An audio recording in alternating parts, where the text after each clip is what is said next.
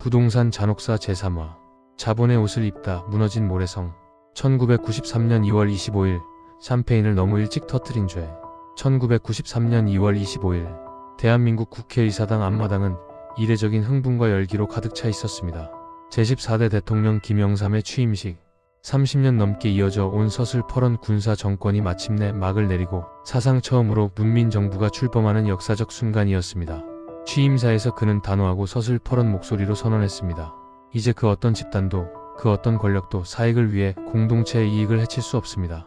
신한국은 우리 모두의 꿈입니다. 그날의 분위기는 단순한 정권 교체 그 이상의 의미를 담고 있었습니다. 그것은 일종의 집단적 해방감이었고 동시에 새로운 시대에 대한 통제되지 않은 과도한 기대였습니다. 1988년 서울올림픽 이후 대한민국은 눈부시게 변하고 있었습니다. 더 이상 전쟁의 폐허와 빈곤을 말하는 나라는 아니었습니다. 1인당 국민소득은 1994년 드디어 1만 달러 고지를 돌파했고 1996년에는 전 세계 선진국들의 전유물이라 불리는 OECD의 29번째 회원국으로 당당히 이름을 올렸습니다. 전국 곳곳에서 샴페인 잔이 부딪히는 소리가 울려 퍼졌습니다. 언론은 연일 일면 톱기사로 외쳤습니다. 이제 우리는 명실상부한 선진국이다. 세계화라는 단어는 모든 문제를 해결해줄 만능 주문처럼 사용되었습니다. 시장을 열면 무한 성장이 가능할 것이고 규제를 풀면 효율이 극대화되며 자본이 국경 없이 자유롭게 움직이면 우리 모두가 부유해질 것이라는 맹목적인 믿음이 사회 전반을 지배했습니다. 그러나 그 화려한 파티장의 레드카펫 아래에서 대한민국 경제의 가장 깊은 뿌리인 부동산은 조용히 그러나 결정적으로 다른 존재로 변이하고 있었습니다. 이전 세대의 부동산이 국가가 설계한 지도 위에 아파트를 찍어내던 일방향적인 공간의 창출이었다면 문민정부 시기의 부동산은 본격적으로 금융의 옷을 입기 시작했습니다. 돈이 돈을 부르는 레버리지 구조, 자산이 자본으로 변하는 연금술, 그리고 신용을 담보로 미래의 가치를 현재로 끌어다 쓰는 고위험 방식이 이 시기부터 대한민국 경제의 핵심 엔진으로 작동하기 시작한 것입니다. 오늘 우리가 기록하려는 것은 바로 이 지점입니다. 왜 우리는 그토록 서둘러 샴페인을 터뜨렸는가? 왜 세계화라는 찬란한 구호 뒤에서 가장 보수적이어야 할 자산인 부동산이 가장 위험한 투기 수단으로 변질되어 갔는가? 그리고 왜 그 견고해 보이던 부동산 불패 신화가 1997년 11월 IMF라는 이름의 거대한 쓰나미 앞에서 단 한순간에 모래성처럼 무너져 내려야 했는지를 우리는 차갑게 추적해야 합니다. 파트 1. 세계화의 함정, 통제의 빗장을 풀다. 김영삼 정부가 내건 경제 비전의 핵심은 신경제 5개년 계획이었습니다. 그 핵심 키워드는 세 가지로 요약됩니다. 자율, 개방, 그리고 세계화. 국가는 더 이상 시장의 세세한 영역에 사사건건 개입하지 않겠다는 일종의 시장 방임 선언이었습니다.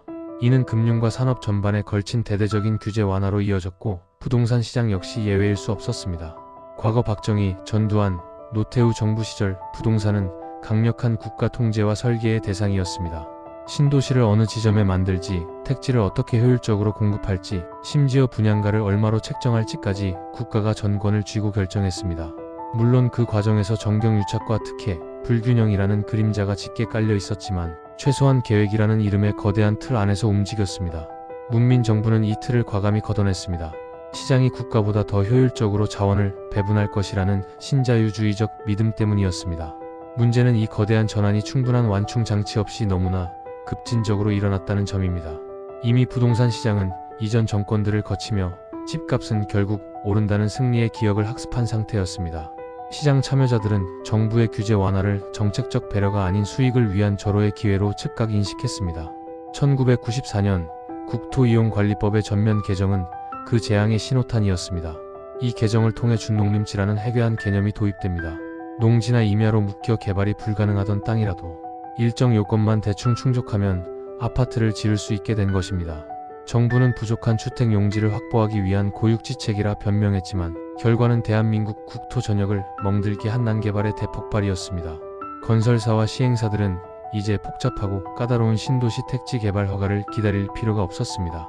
수도권 외곽의 저렴한 농가 밭, 산 기슭의 준농림지를 헐값에 사들여 아파트를 찍어낼 수 있게 되었기 때문입니다.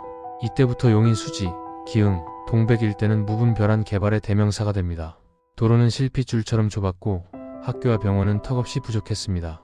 도시로서 최소한의 유기적 구조조차 갖추지 못한 채 거대한 아파트 콘크리트 덩어리들이 산을 깎고 논을 덮었습니다.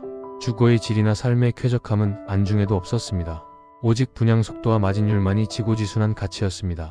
부동산은 이제 살기 좋은 공간이 아니라 팔기 좋은 금융상품을 대량 생산하는 공장이 되었습니다. 국토는 철학이 아니라 천민 자본주의적 수익률에 의해 무참히 재단되기 시작했습니다. 파트 2 레버리지의 마법, 신용이 가격이 되다. 이 시기 부동산 시장의 가장 근본적인 변화는 가격의 상승폭이 아니라 사람들이 부동산을 구매하는 방식 그 자체였습니다. 과거의 집 구매는 인내와 고통의 결과물이었습니다. 10년, 20년 꼬박 부어온 저축과 청약 통장, 그리고 기약 없는 기다림 끝에 얻는 보상이었습니다. 그러나 1990년대 중반부터 집 구매는 인내의 영역에서 결단과 레버리지의 영역으로 이동합니다. 은행 창구의 풍경부터가 180도 달라졌습니다. 주택담보대출은 더 이상 은행의 시혜가 아니었습니다. 이 정도 소득이면 더 많이 빌리셔도 됩니다. 집값의 70%까지는 담보 가치가 충분합니다. 은행 직원들의 이 말은 단순한 친절이 아니었습니다. 금융 자유화 이후 은행들 역시 생존을 건 무한 경쟁에 내몰려 있었기 때문입니다. 예대 마진을 유지하고 덩치를 키우기 위해 은행은 더 많은 대출을 팔아야 했고 그들에게 가장 확실하고 안전한 담보는 언제나 부동산이었습니다. 사람들은 소름 돋는 사실을 깨닫기 시작했습니다. 집을 사는데 진정으로 필요한 것은 땀 흘려 모은 저축이 아니라 은행에서 끌어다 쓸 수 있는 신용이라는 사실을 말입니다. 이때부터 부동산은 소유의 개념을 넘어 빌려서 점유하는 자본이 됩니다. 한 채를 사면 가격이 오르고 그 오른 가격을 바탕으로 추가 대출을 받아 또 다른 집을 사는 레버리지 구조. 이 구조는 시장 전체를 빠르게 투기 중독으로 몰아넣었습니다. 이제 집값이 오르는 이유는 더 이상 인구 증가나 실수요자의 주택 부족 때문이 아니었습니다. 시중에 풀린 무한한 신용의 총량이 곧 아파트 가격이 되는 금융화된 시장으로 변질된 것입니다. 부동산은 이제 비바람을 막아주는 실물 자산이 아니라 신용을 증식시키고 자본을 세탁하는 거대한 도구로 전락했습니다. 거품은 그렇게 소리 없이 그러나 거대하게 부풀어 오르고 있었습니다. 파트 3 속도가 안전을 삼키다. 붕괴의 전조. 부동산이 오직 돈과 수익률이라는 숫자로만 환산될 때 가장 먼저 그리고 가장 처참하게 희생되는 가치는 바로 인간의 존엄과 안전입니다. 문민정부 시기는 대한민국 현대사에서 가장 끔찍하고 기괴한 대형 참사들이 연이어 발생한 저주의 연대기이기도 합니다. 사람들은 이것을 우연히 겹친 불운이라 말했지만 사실 그것은 탐욕의 속도전이 낳은 필연적 결과였습니다. 1994년 10월 21일 아침 성수대교가 거짓말처럼 무너져 내렸습니다. 평범한 출근길과 등굣길에 올랐던 시민과 학생들이 차가운 한강 물속으로 추락했습니다. 32명의 생명이 그 자리에서 사라졌습니다. 원인은 명확했습니다. 부실 시공, 관리 소홀, 그리고 비용 절감. 모든 것이 속도와 이윤을 위해 안전을 비용으로 처리한 결과였습니다. 그러나 이 비극은 거대한 전조 증상에 불과했습니다. 1995년 6월 29일 오후 5시 52분 서울 서초동의 노른자위 땅에 서있던 삼풍백화점이 단 20초 만에 완전히 무너져 내렸습니다. 502명 사망, 937명 부상. 건국 이래 최악의 인재였습니다. 삼풍백화점의 태생은 부동산 투기의 역사와 괴를 같이 합니다. 원래 아파트 단지의 상가로 설계되었으나 수익을 극대화하기 위해 무리하게 층수를 올리고 용도를 변경했습니다. 하중을 견뎌야 할 기둥은 깎였고 안전검사는 뇌물과 인맥으로 형식적으로 통과되었습니다. 이 참사들은 부동산을 사람이 사는 공간이 아닌 평당 수익으로만 보던 시대가 어떤 대가를 치르게 되는지를 보여준 가장 잔혹한 경고였습니다. 그러나 더욱 잔인한 사실은 이 거대한 죽음 앞에서도 부동산 시장은 결코 멈추지 않았다는 점입니다. 백화점 잔해 속에서 시신을 수습하는 동안에도 인근 아파트 주민들은 사고가 집값에 미칠 악영향을 우려해 취재진을 경계했습니다. 죽음은 애도되었지만 개인의 자산 가치는 그보다 훨씬 더 실존적인 관심의 대상이었습니다. 인간의 목숨보다 콘크리트의 가격이 우선시되는 괴물 같은 시대, 그것이 바로 90년대 부동산 잔혹사의 진면목이었습니다. 파트 4 1997년 신화의 붕괴와 IMF. 1997년의 국가 부도는 어느 날 갑자기 하늘에서 떨어진 벼락이 아니었습니다. 그 이전부터 대한민국 경제 시스템의 혈관에는 치명적인 혈전들이 쌓이고 있었습니다. 기업들은 무분별한 차입으로 덩치를 키우는데 급급했고 은행은 기업의 기술력이 아닌 부동산 담보 가치에만 의존해 돈을 뿌렸으며 가게는 빚 위에 또 다른 빚을 쌓아 올린 레버리지의 성위에 살고 있었습니다. 그럼에도 사람들은 멈추지 않았습니다. 설마 대한민국이라는 나라가 망하겠어? 부동산은 결국 마지막까지 살아남는 최후의 보루다 라는 맹신 때문이었습니다. 이 믿음은 과거 수십 년간 겪어온 위기 속에서도 부동산만은 승리했다는 학습된 본능에서 기인했습니다. 하지만 1997년 11월 21일 대한민국은 마침내 무릎을 꿇고 IMF에 구제금융을 신청합니다. 환율은 통제 불능으로 폭등했고 시중금리는 연 30%라는 비현실적인 수치에 도달했습니다. 어제의 축복이었던 레버리지는 단 하룻밤 사이에 인생을 파멸시키는 저주로 돌변했습니다. 대출을 끼고 집을 샀던 수많은 가장은 월급보다 많은 이자 고지서를 받아 들고 절망했습니다. 경매 시장에는 하루에도 수만 건의 매물이 비명처럼 쏟아졌습니다. 한때 수억 원을 호가하던 아파트는 반값에 내놓아도 거들떠보는 이가 없었습니다. 대한민국 역사상 처음으로 부동산 불패라는 단어가 사전에서 사라진 순간이었습니다. 그러나 이 붕괴의 고통은 결코 평등하지 않았습니다. 대다수 서민이 평생의 보금자리를 뺏기고 길거리로 나앉을 때 막대한 현금을 쥐고 있던 극소수의 자산가들과 글로벌 사모펀드들은 이 처참한 비극을 세기의 세일로 즐겼습니다.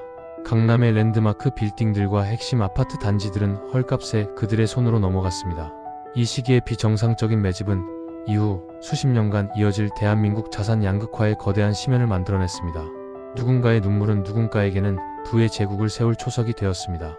파트5 붕괴 이후 더 잔인하게 진화한 신화. 김영삼 정부 5년은 대한민국 부동산이 단순한 주거용 재화에서 완전히 탈피하여 금융화된 자본으로 재탄생한 잔혹한 전환기였습니다. IMF는 부동산 불패 신화의 허상을 적나라하게 폭로하며 무너뜨린 듯 보였지만 아이러니하게도 그 잿더미 속에서 더 잔인하고 교활한 교훈을 남겼습니다. 위기는 곧 기회다. 결국 살아남는 것은 강남뿐이다. 신화는 죽지 않았습니다. 오히려 위기 속에서 끝까지 버티거나 혹은 위기를 틈타 자산을 불린 소수의 성공 사례가 신앙이 되었습니다. 이제 부동산은 단순한 주거 공간을 넘어 개인의 계층적 지위와 생존 가능성을 결정짓는 유일한 생존 도구가 되었습니다. 붕괴는 끝이 아니었습니다. 그것은 더 괴물 같은 형태로의 진화였습니다. IMF라는 거대한 필터링을 거치며 자본은 더 영악해졌고 사람들의 갈망은 더 처절해졌습니다. 그리고 이 상처 입은 그러나 더 강력해진 투기 시스템은 다음 정권으로 고스란히 이식됩니다. 국가 부도의 위기를 넘기기 위해 또다시 부동산이라는 약을 처방해야 했던 다음 시대의 서막이 오르고 있었습니다. 대한민국 부동산 잔혹사. 그 기록은 여기서 멈추지 않습니다.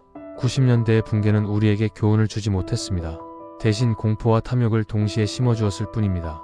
다음 제사와 김대중 정부 편 불꽃 속으로에서는 외환위기의 잿더미 위에서 부동산이 어떻게 국가 경제 회복이라는 명분으로 다시 화려하게 소환되는지, 그리고 그 불씨가 어떻게 통제 불능의 집값 폭등이라는 괴물로 자라나는지를 추적합니다. 우리는 왜 부동산이라는 굴레에서 벗어날 수 없는가? 그 잔혹한 진실은 계속됩니다. 구독과 좋아요는 이 기록을 이어가는 큰 힘이 됩니다.